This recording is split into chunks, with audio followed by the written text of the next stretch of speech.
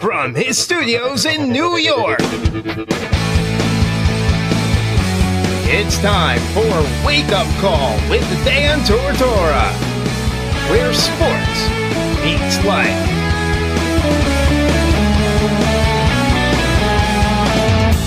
Here's your host, Dan Tortora.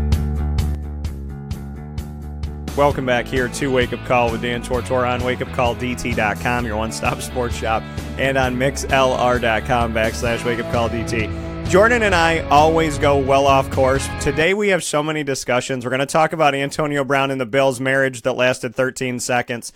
We're also going to we'll probably discuss Tom Brady a little bit. We'll discuss Jordan and LeBron. There's so many different things we're going to talk about. We're also going to talk about how when you get, because we all get these, this is like a disclaimer, because I saw like on YouTube when I go to watch a video or something, there's that, you get that one of the ads on YouTube is, do you get called from people every point of the day that look like a number that you know, but it's not, and these telemarketers. So we're going to have like a cautionary disclaimer thing where Jordan and I are going to discuss when you're on social media, on Facebook, Twitter, Instagram, Snapchat, and whatnot, and you receive a message from someone who you know is fake, how should you respond? Because Jordan's response was clutch. So we'll talk about that in just a little bit here. We're about to go live on video, but before that, Gina Castelli is here with me. Her team won 42-28 in a very low-scoring Northeast 10 semifinal game at Ted Grant Court. It was 17-11 at halftime, and then Gina Castelli's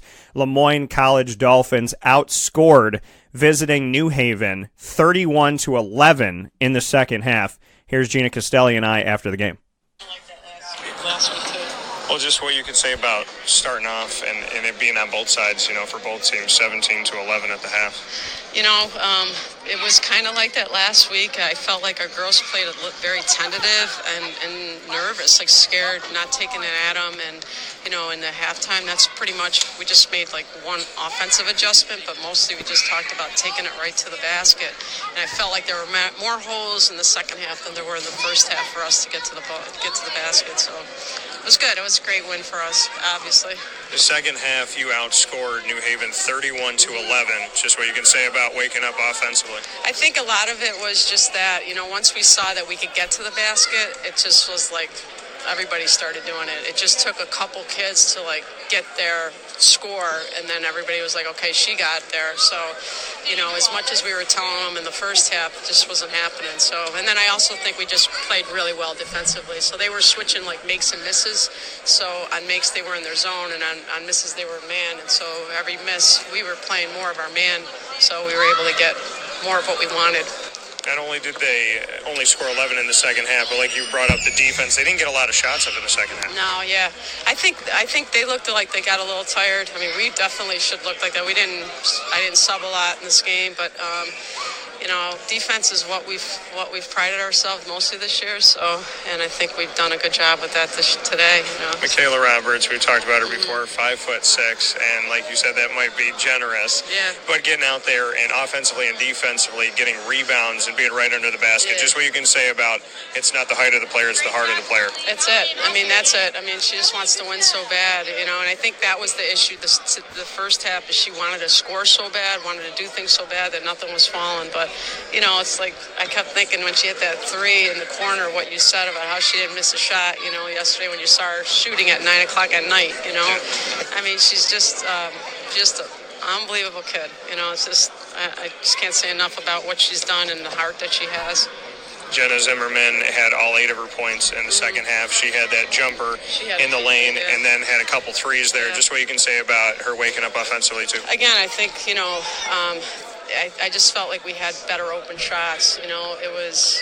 They were in more of their man stuff, and it got us more of what we wanted, and I think Jenna, she's been doing that for us. She's the quiet assassin out there, She hit some major shots today, like big time threes to put us ahead. It's a historical season that continues, and you know you'll be hosting the NE10 championship here at Ted Grant Court. Just what it means to you to be in the championship and to be at home. Oh, it's awesome. That's what I said to the team. We're so lucky, so blessed to be able to host this on Sunday. You know, traveling for us is really a drag, and you know, if you play a game like this and have to get on the bus, that would have been really difficult to compete on Sunday. So, just so excited. Hopefully, we get a lot of people out.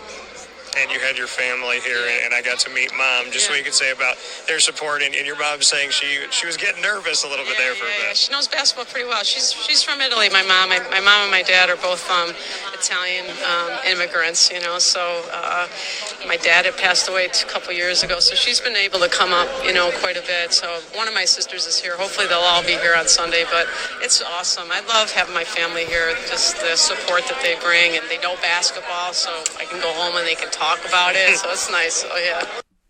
That coming from Gina Castelli once again, the Northeast 10 semifinal victory that has set up the championship game against Bentley that'll be happening at Ted Grant Court here in Central New York at LeMoyne. It is a home game for the rights to say that they are the NE10 Conference Tournament champions.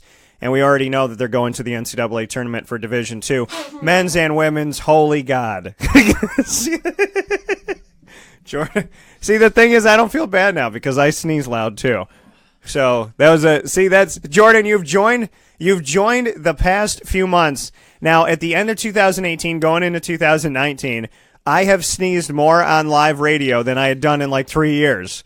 So I feel like for whatever reason, this, you know, we're going to have a record sneezing season here on the radio. But here on Wake Up Call with Dan Tortora, once again, Gina Castelli, LeMoyne College Dolphins, they won 42-28.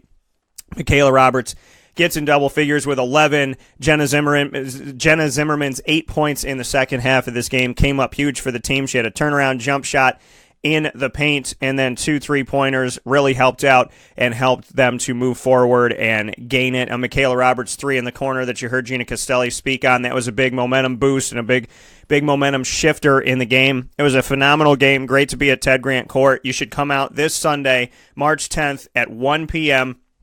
and see the Northeast 10 championship game. The LeMoyne College Dolphins women's basketball team is on a record-setting season. They're 23-5, and they are, like I said, going to the NCAA Division II women's basketball tournament. But before that, they have the opportunity to win the NE10 this weekend on Sunday at 1 p.m. So go out to the game. Gina Castelli, thank you so much.